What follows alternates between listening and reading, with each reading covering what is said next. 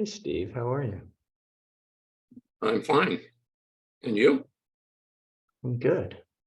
I am good. Because good is what I've got to be. There you go. How's everyone doing this morning? Hey, Joseph. We got Joe, Joseph, David, I assume David Prowse. I think Ed Wonky is joining. I think Andy Weevil's coming in as well. They had sent me notes saying they were looking forward to being on. How's everyone's week going? Well, it's still early. It's still Steve, do you start at are we recording? Okay, we are recording. So do you start the week like Monday morning, like, all right, I'm a 5. Let's start whittling away at that. Hey, Joseph, good morning. Hey, good morning. What's going on here with this? I've lived through all my workouts so far this week, George, so that's a good thing. I'm envious. I have not been anywhere near the gym. Yesterday at 4:30, I declared that I was going to the gym, which ensures one thing and one thing only. The phone I'm rings. still standing at 6:30, which is fine. So got a lot going on this week. We have say at noon we have a master class. I think at noon tomorrow we have a launch booster, and then at 2 o'clock today, which I don't think any of you guys would have particular interest in because you've already been through it. We have a snapshot of the growth drive system, which is it's letting the world know it's would fall under the marketing banner. And What kind of response did you get for that, George? really good. I haven't looked at the count this morning, but we were over 30 yesterday. We'll see, and then you end up with about half of people. Yeah, a lot of tire kickers, but actually these are people who have been looking at the community for a while for the most part. Hey, Bob, how are you, man? It's good to see yourself. Good. So Joe, I'm hoping that there are people who are actually actively, I can tell you confidently that having gone through the list a couple days ago, these are people who are actively looking, searching for a solution. Yeah. Well, I like your approach with the EOS franchise, all that stuff. So yeah. Oh, thank you. Yeah, just might as well call it the way I see it. Throw it out there. Yeah. Hey, Scott Barth, how are you this morning? David Good morning, George. Doing well, thank you. Good morning, everybody. I think Barry Goodman is also going to jump on. So what's on everyone? Sorry, quick question. That the thing that's today. So I have an in-person meeting at lunch, so I'm going to miss it. But we can watch it after the fact through Circle. Absolutely. We will post it in Circle, and yeah, I'll post it in Circle. You have immediate access. Well, immediate, and the time it takes to process and render and clip the beginning and end off of it, all that fun stuff. But yeah, you'll have access to it today. What did you say is at noon today? At noon today is a clarity training. So I'm going to get into the why, who, with whom, when, and how. We'll spend a lot of time on how, using clarity. Okay. And, since we're talking about clarity, so where does it stand, George? It is up and running. It's hosted on Amazon Web Services. We've done a couple of tweaks. As we had said all along, there were going to be some with what I call teething problems. All software in my entire career, whether it's in manufacturing or in software, there's, when you first come out of the box, there's some things you reconsider, or things you didn't think of, or things you thought were good ideas that need to be lopped off. And honestly, based on the conversations we've been having here in the coffee Klatch, we had a couple of other conversations. We've integrated your suggestions and recommendations, not all of them, but many of them, into the tool. And and if you have, whether or not you have time at noon today, Steve, I would invite you to watch the video, and you'll see what I'm what I'm getting on about. I'm really excited about where it's ended up. And I can actually talk right now about the dev roadmap. Somebody sent me an email. Before you go there, George, Sure. so just to repeat what you said, to make sure. So essentially it's production ready. Yeah. Not that there won't be tweaks, but Yeah. your belief is it's production ready. Yeah, Okay. I would use it comfortably in front of a client, and we're Okay. gonna start building the story. So what's interesting is that, I of course have my perspective, but I think far more importantly are the perspectives of each of you on how you're using it. Because if there's one thing I've learned from being in software for well over a decade now, 1.2 decades, 12 years, is that the software will be used in ways that that we haven't anticipated. And I'm really looking forward to hearing your experiences and to having direct control. As I've said, we now have direct control over this tool. I do not want to set an expectation that we're going to change it willy-nilly. We will not. But you'll see, it will evolve over time based on our collective feedback. And I'm excited for that. So George, what's the link for the noon thing if I'm free? if you go into the community, you'll see it in events. Okay. And there should be a link to register. And if you don't, if you'd please shoot a note to Sarah, Yep. She'll get you the link. Okay. And so cool. And I know Joseph. Steve, I just posted it for you. Oh, great. Thank you, Joseph. No problem. And I know some of you have questions about what else we're going to be developing. So the lifestyle and equity planning module is underway. We're beyond wireframes. It's underway. So you're going to see that relatively quickly. And he said, being careful in the next, we'll be playing around with it, maybe not on Tuesday, but by the following Klatch, we'll be able to kick it around. And then I did based on I look at the questions that you guys asked me, and I'll use Joseph's this morning as an example, which I would summarize as, hi, when can I have level 2? And which is a fair question, right? And the guys are working on level 2 right now as well. So you're going to see that we're on track to have that in early May. So I'll give you, in fact, I keep bringing up the wrong document. So is that like May 2nd, George? Well, we have Just joking. Well, May 1st is a Monday, my man. You know that I'm working really hard on getting this done. So what I have here is our dev plan, March 2023, level 1 initial client interview. That was, we did our alpha in February. We're now we've worked through the kinks. That's good to go. March, that's this month as well. The lifestyle and equity value planning module. In May, we're going to have the level 2 deep analysis.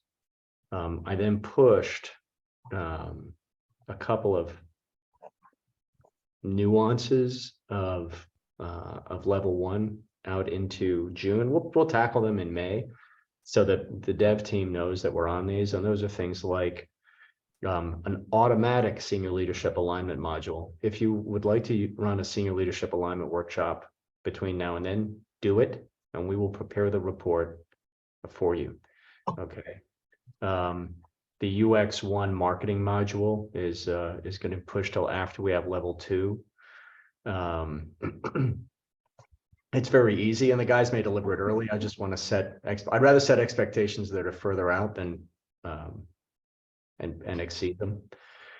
And then in July, also, you will do the APIs that connect level 1 with HubSpot or any other CRM. I happen to be a HubSpot guy, but the APIs will be designed for HubSpot, but if anybody's worked with APIs, you use a software called Zapier, and you can connect it to a lot of things. It also, as you know, level 1 will push out CSVs, so you can download and upload as we all have a long history of doing. So I hope that answers, anticipates and answers a broader question. Hey, Barry, how are you? Ed, good morning.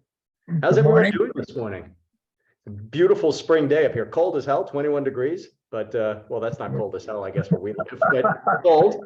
But some guy is up in a hot air balloon. It's 21 degrees. I'm like, wow, no. So how's everyone doing? Live as well. Excellent. Well, I Excellent. hope Biden doesn't shoot him down. Yeah, right. Yeah, hot air balloons. I'm deeply skeptical about any aircraft that doesn't have wings. And I know they're perfectly safe, but well, I was invited to go up in one in a third world country, and I'm like, that's a confluence of things that I really don't need. So, Bob, how are things in your world? Busy as hell? Last 5 days working computer issues. I see the Like tight I lost smile. I'm 5 days sorry. Trying to get a new computer up, and the new computer was pinging my email twice, and it was locking up my server, and I'd have to get my web guy to redo that. So that's been 5 days of pure what. Still got a very challenging client, but it's all good, and I really need to get some more clients. So I'm trying to focus in on picking up some new clients and some other things. So yeah, I'm busy, really busy. So. And I was thinking of you this morning when I was out walking the dog. I owe you you and I will connect next week about the financial modeling class. So thank you for sending that in. Yeah, And, no problem. there's a George, lot I've going on. got a quick question for the group, if you don't mind. Fire away. That's what this is about. So something I've been pondering recently. Does anyone have any experience, or what are your thoughts on performance-based compensation in addition to a retainer? Ooh. What do you have, Joseph? I always do that. It's the only way to bring someone in at a low enough price so that the pushback is very low, and certainly, that's where you get what I would call value-based compensation. So I definitely do that, and that's why I always kind of go back to evaluation-based methodology for measuring performance. Just have to make So sure how that do you measure that performance? What are the metrics you use?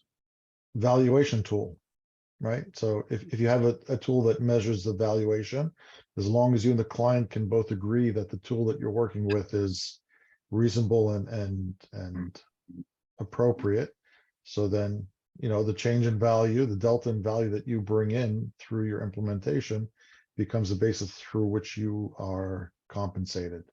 So I either use that if the client is paying me. Otherwise, if it's a referral from an M&A firm, obviously I'm taking a portion of the commission, and I'm bringing my monthly fee down as well to manage it.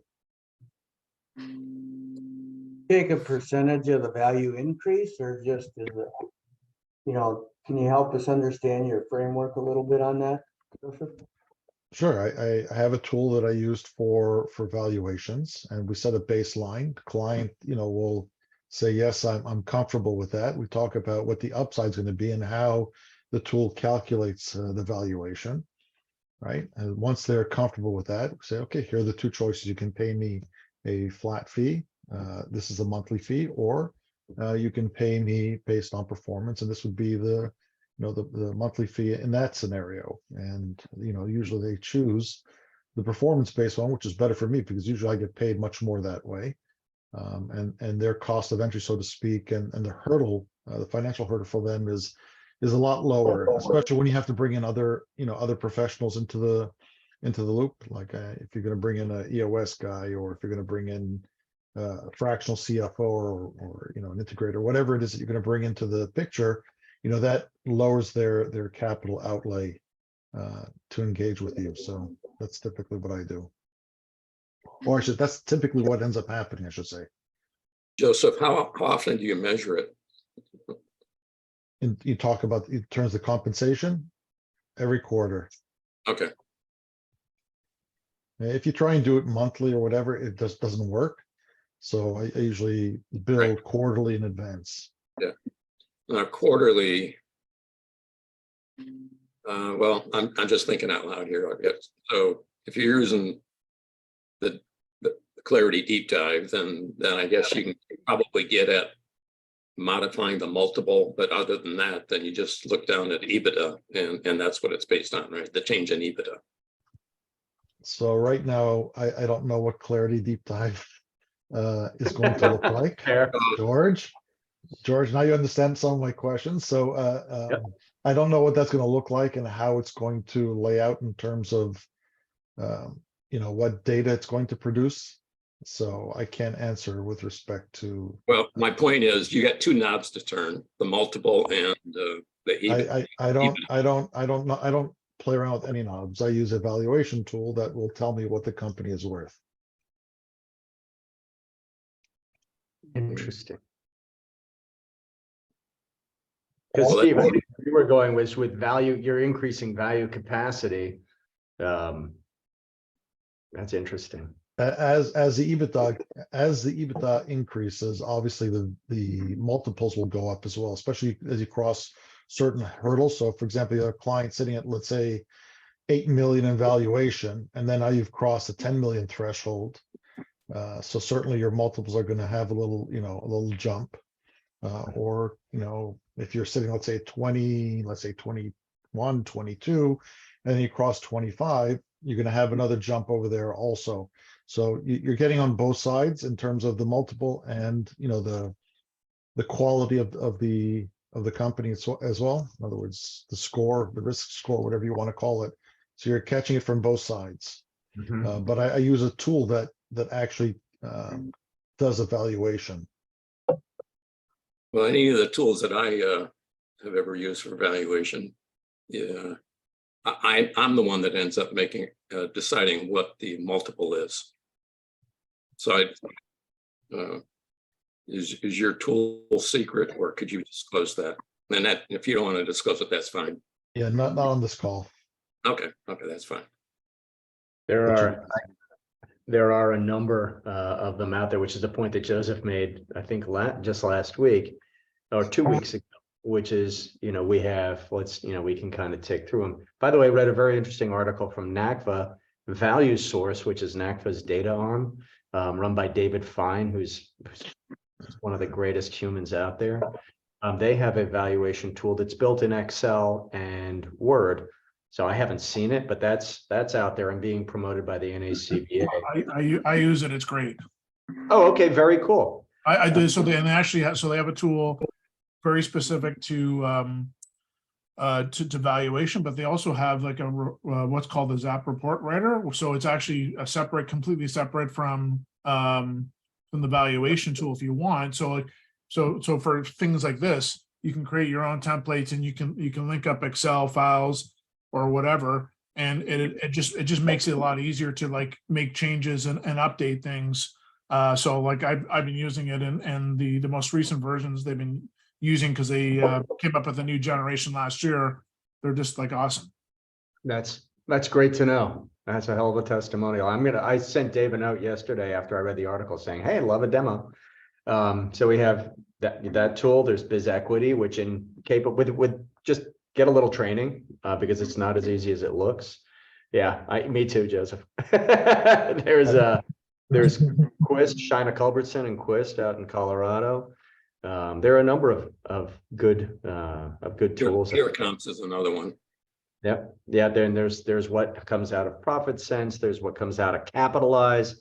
There are a number of tools, and as you'll see next time you run. By the way, when you log into Clarity, run a fresh company through because the updates will apply going forward. And so don't just go back and the report won't, the displayed report on the computer screen, the SAS report won't change previous. Yeah, there's one other tool. It's called Quantive. Dan Duran, he's like a SEPA. Yeah, And he's also he's an MA guy, but he runs a similar, it's probably similar to what the Quiz tool is. Cool. yeah, he has another product called Value Scout that he runs. Yeah. Yeah. So Joseph, your point was really well made, and I heard you loud and clear. And afterwards, I'm like, you're such an idiot, Sandman. Of course, we don't want to be a me too. We have something unique, and let's focus on it. So you'll see when you run a new report, you'll see that strategic capacity is front and center, and then we touch on value and really focus on growth capacity and value capacity. And after today, you'll see how my first, how I perceive how I would use it with a client. Barry, actually, you used Clarity the other day, didn't you? Yeah, I used it. I had a potential client call, and I used it in the initial interview to learn about the business. I didn't do the report or anything.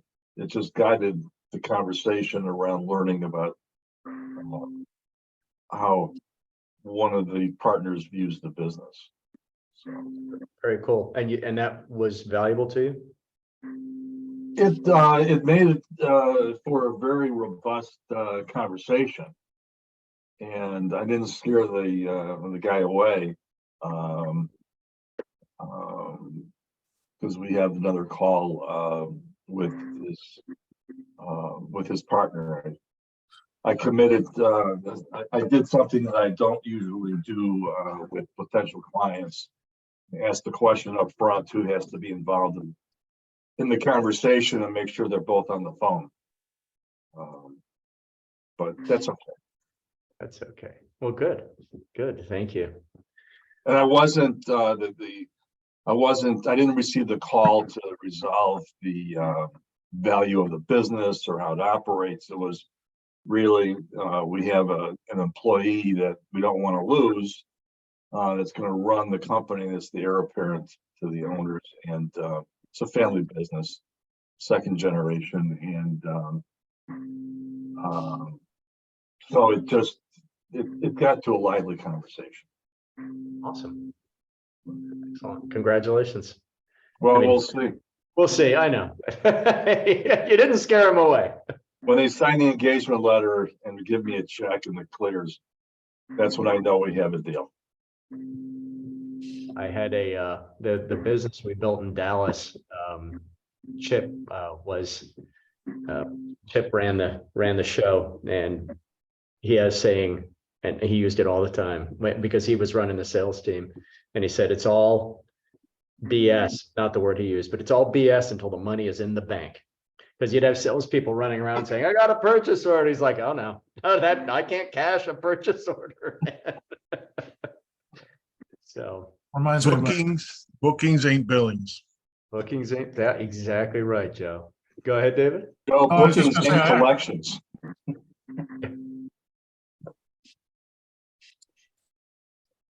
David, you I'm were saying? sorry. Oh, yeah, it reminds me of there was this groupers long time ago. We were going to collaborate, and they were talking, we were talking about business, and it was like me and like 10 other people from this firm. And like one guy says, you don't necessarily look so excited about this. And I go, well, I'm excited about money in my bank. I'm not, like this is a conversation. We haven't figured out, like it's a good idea, but we haven't figured out how this logistically is going to work. Like, some of the, the problems we're going to have to work through, and like, so like, I don't know. Anyways, that your comment there just reminded me of that conversation I had, because there's, nothing to get excited about till I see some money in my bank. Yeah, your mortgage banker does not care about a PO. What else? There was something else that there was a topic that and I didn't write it down, so shame on me. I'm gonna have to jump off at the top of the hour. We'll leave this up and running this week. I'll manage to not turn it off for everyone. But yeah, there's a lot going on. A lot going on in our community and out in the market. Dare I ask, if you guys had to put a number on how, just vast generalization on how your clients are seeing the world, 1 being doomsday, 5 being irrational exuberance, love that phrase. Where do you think your clients are today? It's a funny time. I would say cautiously optimistic right now. Good. Scott? Yeah, David, I would agree with that. That's exactly where my clients are. One of the tenets that I always ensure they embrace is a good business can thrive in any market condition.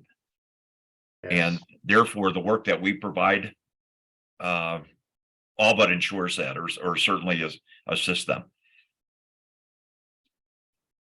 Yeah, I heard a good phrase. It's in the land of the blind, the man with one eye is king, right? It's true. Scott, I think you're spot on though. Good businesses tend to can thrive and continue to thrive. And when we look at it through the lens of getting back, we don't have to get back into a value conversation, but where does capital go in tough times, right? And Yes. risk upon risk. And Scott, Flight to quality. yeah, flight to quality, exactly right, man. And I just used clarity. It was interesting. I used clarity on a business at 2 points in time, and the change in quality, just stepping back and trying to be, scientific about it, trying to be cold about it, not emotional, I guess is what I'm saying, is quality is compelling. George, as a practical example on that, is heading into the pandemic, in those early months, March, April, even May, total uncertainty where things were going. I had 6 clients at the time, and I told all the same thing, is preserve cash, which unfortunately they trusted me, which meant they cut my services. Wait a minute, let me clarify. But yeah, wait a minute. Let me finish the sentence. Preserve cash except for with me. And not surprisingly, every one of those clients did really well throughout the entire pandemic. And they were in very different industries. And much of it had to do, we had the right things in place, and they were proactive and took initiative and weren't fearful. And KPIs really critical throughout, especially as it came to sales process and sales conversion through that process. So yeah, that's great. Did they hire you? I hope they hired you back. 4 of the 6 did, and of those 4, 2 of them at a reduced frequency, which meant reduced rate. So, I'm sorry, I didn't mean to laugh. So I'm thinking about you, Joseph. I should have had the performance aspect in place. Yeah, man. Yeah, man. Well, that's funny. Yeah, cautiously optimistic. I don't know. Yeah. I personally feel incredibly bullish, even though I know that it's a little irrational, but You What are see, you smoking, George? going forward was bullish. I just in my personal little world, really excited about just the conversations I'm having with you guys, and not just with you guys, with, when I'm talking to prospects and people in demos, and maybe that's a self-fulfilling prophecy, because these are people who are optimistic and believe in the future of their advisory business. But there isn't the pandemic was a bug show, but just thinking back to going through, downturns in the economy, there was a different tenor, and then I'm not picking up that tenor right now. So that keeps me optimistic. the caution, I guess it summarizes cautiously optimistic. And we as advisors seem to be making, placing bets for the future, which is smart because if there is this is when our clients need us the most, right? In uncertain times. So last week's discussion about the depression coming up, that's passe now. It's not going to never happen. Yeah, Steve, well, if we dwell on that, I will circle back to Scott's point, cash, right? If there's going to be. No, 100%. Scott is absolutely right. I kind of phrase it as growth as a natural consequence of risk management. And I used to manage portfolios that, decades back when I was at Merrill Lynch. The markets for the most part don't do much of anything, 99% of the days. You have a handful of days where the markets either do really well or do really poorly. So the real problem is that most people don't have the gunpowder to pull the trigger, so to speak, when the opportunities arrive. So if you think back to March of 2020, when the markets just collapsed, people who were sitting on cash and had bought in, purchased some more as opposed to getting out because they were desperate because they needed the cash. Obviously had a tremendous return. And I think, Scott, your point is right. Managing risk means you got to have plenty of, predictable cash flow and plenty of cash on the side. So when the opportunities do come, you have the ability to, to capitalize on it. So I think, the right view is always make sure you have the cash, to pull a trigger. Yeah. It's interesting because, something that we're kind of flirting around is whether you're making decisions, and Joseph, you just illustrated it, right? Am I making a decision for tactical reasons that are craptastic when it comes to strategy? Or am I have I put myself in a position where I can keep making strategic decisions, even though I need to pay for them in the short term before I'll get a return? And, are these investments or do I need to liquidate because, my God, if Apple goes down to $5, I'm sunk. Well, I think for most companies longer term, assuming they're going to exist for a longer term, at some point that growth is going to level out as like any other mature company.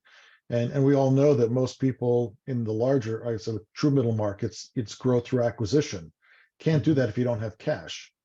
So at some point in time, you're going to have to do it. You're either going to have the cash to fund your growth now, or you're going to need your, for what's called internally, so to speak, from the company developing itself, or at some point you're going to need that cash for growth through acquisition. So, you've got to have the cash. Cash is king, no doubt.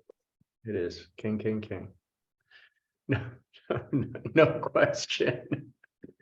And I think in the next couple of years, it's going to be even a bigger king. Yeah, man. No crystal ball. All we can do is work hard and help our clients be ready, right? Not be ready, but help our clients have the strength, have the strategic capacity to weather downturns and to capitalize. That's the important thing, to be able to capitalize. And you made a great point, Joseph. When we think of a competitor that might be an acquisition we can't afford in one set of circumstances, becomes someone that, because we have the cash and we have the capacity, we can acquire in a down market when they're weaker, and we might get them at a discount. And I know that's stating the obvious, but that's how this plays out, right? Well, guys, I have to jump, but I will leave this call up, and you keep the conversation going. All right, listen, I wish everybody a good week. I'll be on the Klatch next Tuesday. From Boston. I'm going to be in Boston for 2 weeks with Sid, but I'll be working, and my calendar, the links to my calendar work. So I'll see you guys next Tuesday. And if there's anything I can do to help in the interim, that I'm here. Okay. Hey, George, our prayers go with you. Thank you very much, Scott. I really appreciate it. It's an interesting time. So, yeah. Thank you. Yeah, I'm doing a lot of deep breathing. Yeah, Cleansing breath. Cleansing breath. All right, guys. I'll talk to you soon. There's dust in my eyes, so yeah, exactly. All right, I'm gonna leave. I'll make one of you guys the host. Who's good for a time? Steve, I'm gonna make you, 'cause you're the next guy on the list. I'm gonna make you I'm assigning you to be the host. And Okay. gentlemen, have a great week. Anything I can do to help, please let me know. Okay? Be well.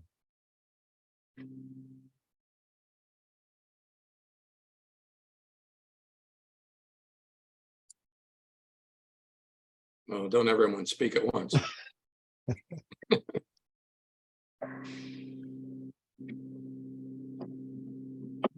Do you guys want to throw out your expectations for the next 3 to 5 years? Anybody want to venture to say what they think is gonna be?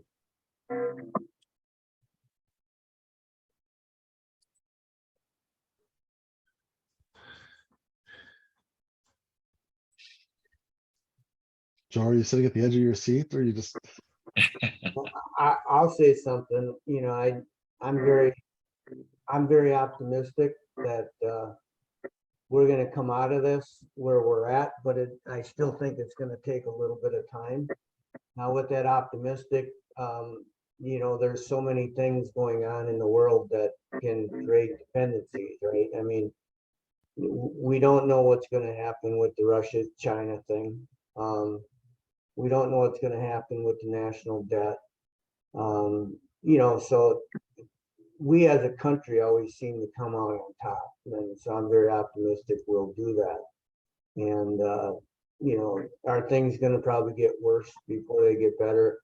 Probably in the next 6 to 9 months.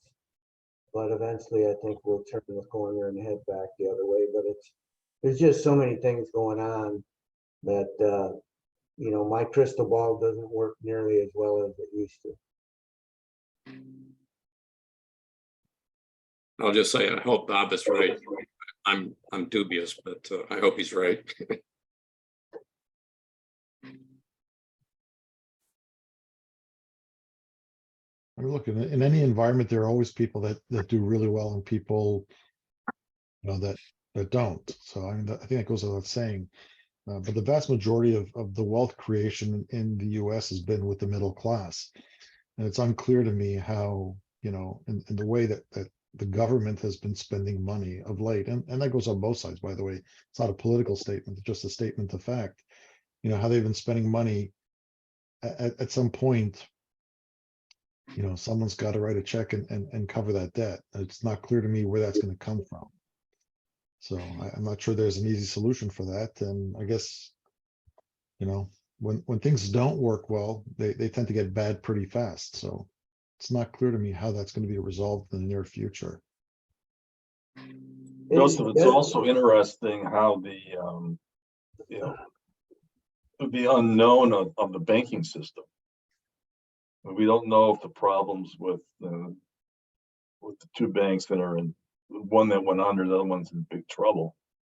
If those problems are systemic throughout the entire system, or if that's just isolated cases, that's disconcerting to me, at least. Part of the challenge is that everything's accelerating, and with technology, with, you know, with information and so on and so forth, it's accelerating so quickly. The analogy that I heard before was, you know, in the old days, if you went back 150 years and, you know, you invested $50,000 in merchandise, the time it took to get to, let's say, China and actually manufacture the merchandise and bring it back, and even if it didn't work out, you know, that process could take 6 months to a year for you to figure out that you've lost the money. Today, I mean, you can go online and, you know, do some type of gambling in 30 seconds, that money is all gone. So part of the challenge that we have today is that everything gets amplified, you know, very significantly, both when you do something good and when you do something, you know, Right. in an inappropriate way. And, you know, that just kind of makes the risks of the overall system very, very, very, very great, hard to navigate, quite frankly. I think most people will, again, you know, flight to quality is probably where people are going to be heading. I mean, for us, it's good because I think clients will need us even more than they ever did before. In good markets, you know, when there's people are making easy money and companies are growing, I think your value might not be perceived as much. But I think when things become difficult, you know, they need a lifeline.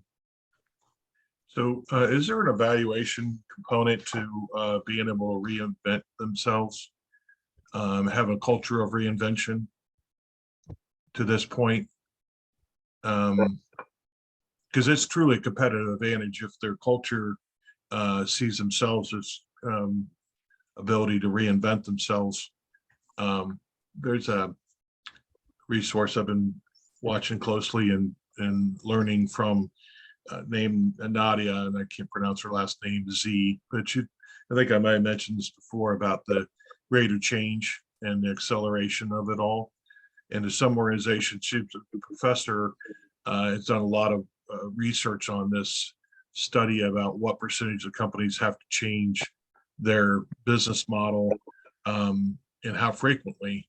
And the latest survey says about 22% of the businesses have to reinvent themselves every year. So the accelerating rate of change and the ability for the organization from a cultural perspective to engage that and truly, not lip service to it, but truly have a team that's just about reinvention, seem to have would in my mind have a competitive advantage. But they're, it's R&D dollars being spent that aren't dropping to the bottom line when it comes to the, the numbers that are measured during the hardcore evaluation number. But trying to encourage companies to continue to reinvent themselves while they're in the middle of trying to pump up the EBITDA, it's definitely a conflict of interest there. So I don't know, Ed, maybe, or somebody, how do you determine that? Is there an evaluation component to that reinvention capability? Joe, I think one of my questions for you is, what do you define as culture? Right, because I think a lot of us will define culture differently.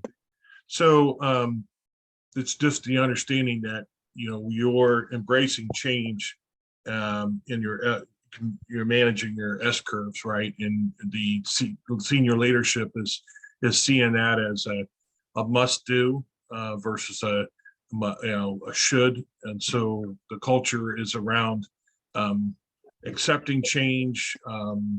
There's committees that are set up to just manage the change process.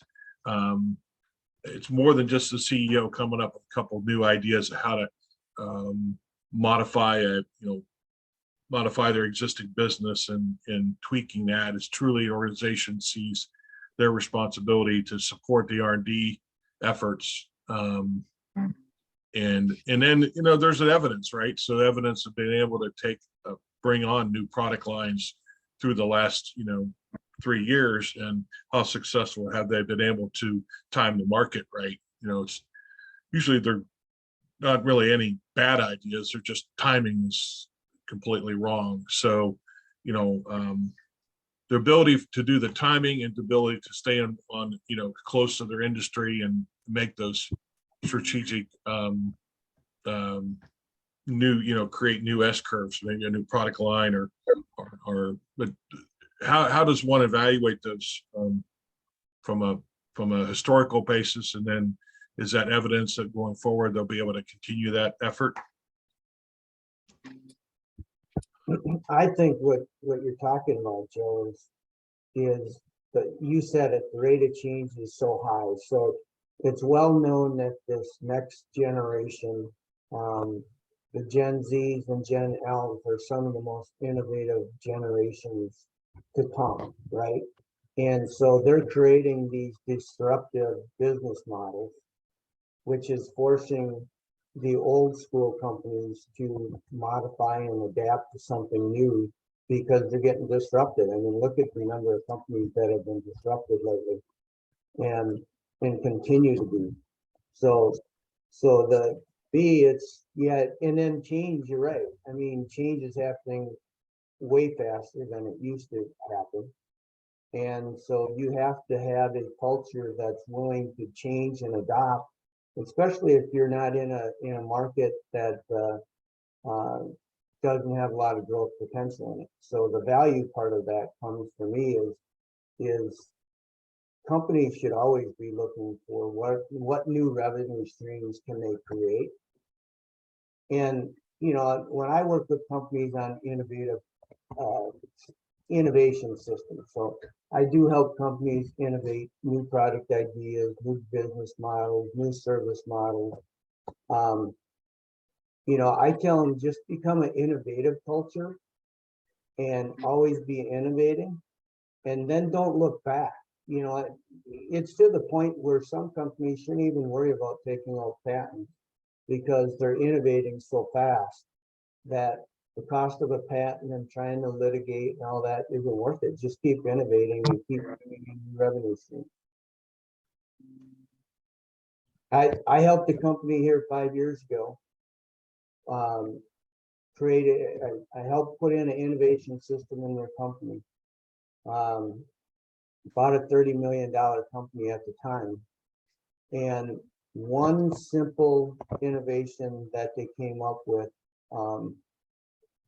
created $20 million of revenue and $7 million in net profit. And they ran that curve for like 3 years, and then it started coming down in net profit because, you know, there were people that picked up on it and said, hey, I want a piece of the pie. And they got big companies that are coming in that are making similar products, and instead of actually trying to pursue litigation to stop them, they're just on the innovating the next generation products. Yeah. Yeah. It's helpful. I think Yeah, I for me, think one of the problems that we encounter though with these challenges is that probably 75% of our CEOs are not innovatively oriented. What they love is consistency and stability of their product line and their workforce. And because they have that, they aren't out there seeking and hoping to find opportunities that would magnify the value of their business. You know, they're so happy with where they are. They have no desire to get and step out and do something better or bigger. Hey, that's risky, right? Absolutely. And if you're in the tail end of trying to get something done within the 3-year window of a sale, you're pulling back a little bit. You're just, you know, pushing the earnings, and to hell with it. We'll let this next buyer deal with it, right? So you could really pull back your R&D, pull back any risks. You know, a landscaper that's doing design build work, pulling that back straight, basically going straight for reoccurring revenue and maximize the hell out of the return. So it's an interesting example where you have the hedgehog concept, right? When you're trying to, in the EOS training, we're really pushed towards having that, you know, singular focus and creating all this.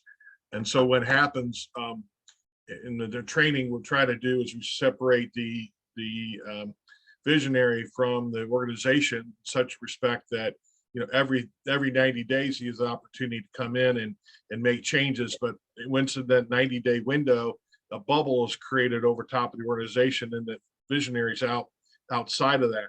And the encouragement is that really try to let the team execute on the plan. Don't tweak the plan, but every 90 days.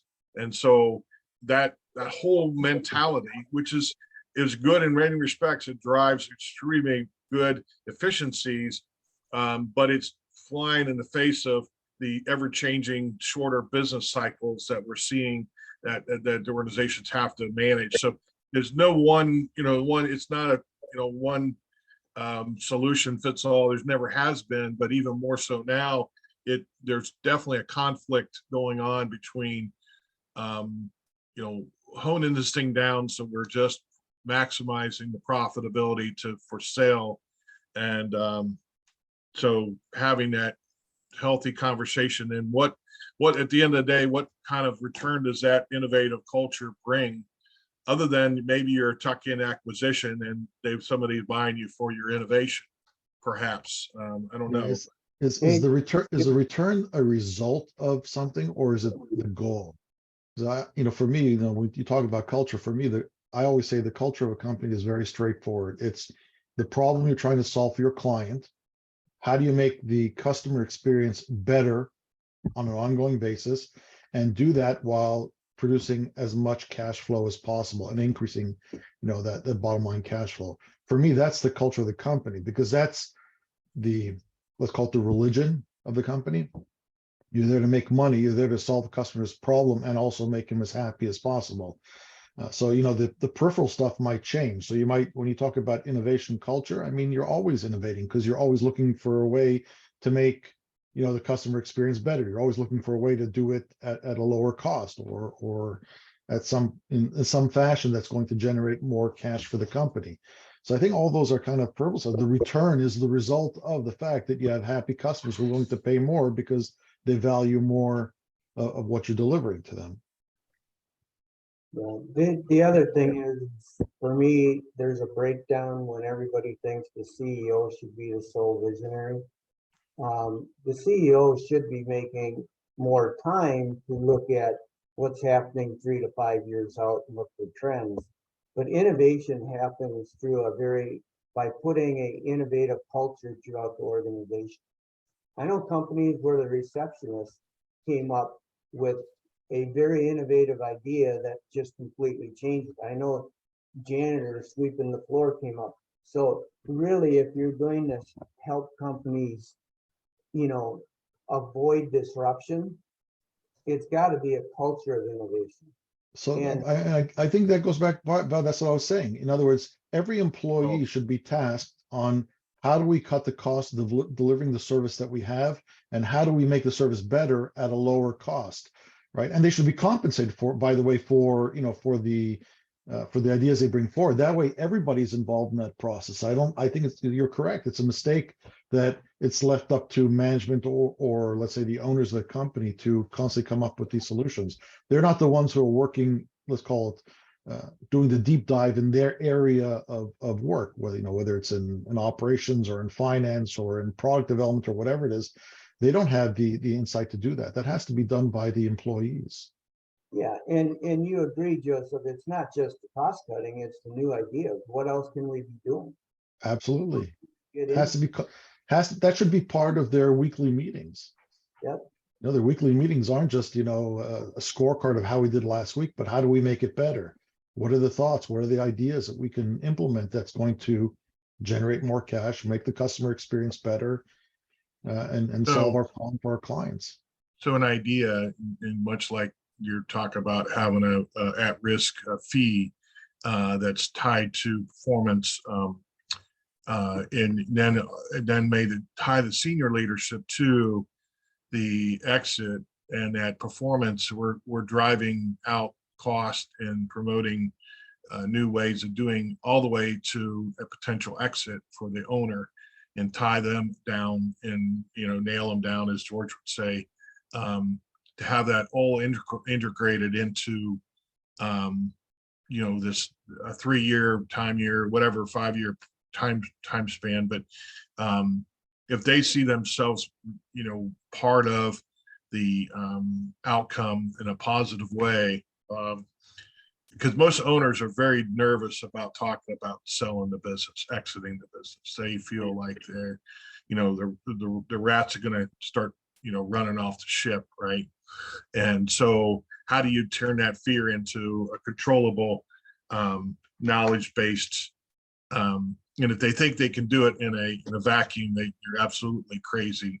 And so how do you embrace that? I mean, this is all what the community does, right? Is help them manage the expectations, both from an owner's perspective, but in order to keep the senior leadership team intact, which may in fact affect your return, right? Because if you're in the hunt for the pop and managing that, then it seemed like a really good alignment vehicle to get the senior management team aligned with your outcome being positive and the owner's outcome. So those alignment and those conversations on a quarterly basis could be very, very tacky, and being very, very important for everybody to pay attention to the scorecard, right? But having that third party results, not you not being able to influence that third party, whatever that evaluation is so critical, right? Because you got to have a neutral party coming in there and saying XYZ, this person who's validated Correct. without any me touching it, this is a number, and we can bank on this number. Without that, it becomes too subjective, and people start getting squirrely and go back on commitments independent of contracts are written or not written. Then just get litigious, and that's just awful, right? So I'd be very curious to see how that third party sets itself up to be, the Bible, and we're just gonna, whatever the Bible says, we're gonna go with it. And that'd be really cool to see how that come together. I'm not familiar, I've never been part of that, but it does seem a very interesting way to play, everybody focused, and also keeps you in the game, because now we're talking, instead of I think it was Steve said you were costed out of a relationship, but if you have that kind of long-term relationship, there's really no costing out standpoint. This is just, you're in it for the ride. And oh, by the way, if things get delayed, it doesn't matter to me, because my fee continues on a retainer, and then we're just working for the pot. And so that's fascinating. And if you can stem the cash flow wave, or lack thereof, I think it'd be a great way to create the alignment on the contract and the team and the owner. Well, we always, in our project planning, we always actually do a cash flow analysis of the implementation. So that's, I know it creates a little bit more work, but if you do a little bit of prep work and have your internal systems, that's something that we always do. And we always, put our fee in there to show how we're always going to be at either at zero cost to them, or they're going to be cash flow positive from the perspective of the plan that we deploy.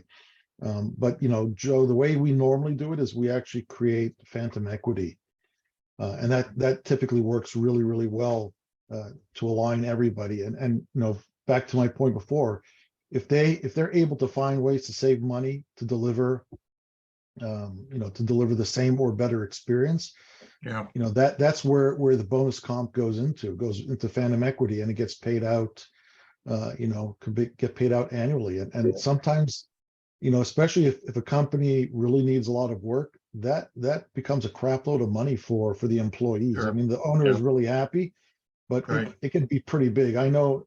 I mean, there was one case a couple of years back with a healthcare facility that I was working with. I mean, that for most of the people that got comped, it was 100% of their salary. It was huge. Sure. Yeah. And I'm working you don't need to tell them anything after that. I mean, they're totally in it. Yeah, I'm working on a deal that the owner is 85 years old. They're doing $20 million of business. Got a couple young presidents who's 38, and a senior vice president who's like 42, and trying to craft that whole scenario is exactly what we need to do to create that momentum and also focus, right? So cool. Thank you. Hey, Joseph, real quick, are you a believer more of using a valuation tool based on discounted cash flow, or what valuation tools do you think work the best? I personally like any DCF, valuation based tool. And that is because I think that the health of every business always amounts to cash. Yeah. The more cash you have, the more you have the ability to solve problems. It's really that simple. Okay, that's what I thought. That's what I use personally. Yeah. All right, thanks. I gotta go, guys. Thanks. Same here. Have All a right, great folks. week. Have a great weekend. Guys. See you soon, Great guys. weekend. Thank you. Bye. Thank you for your help.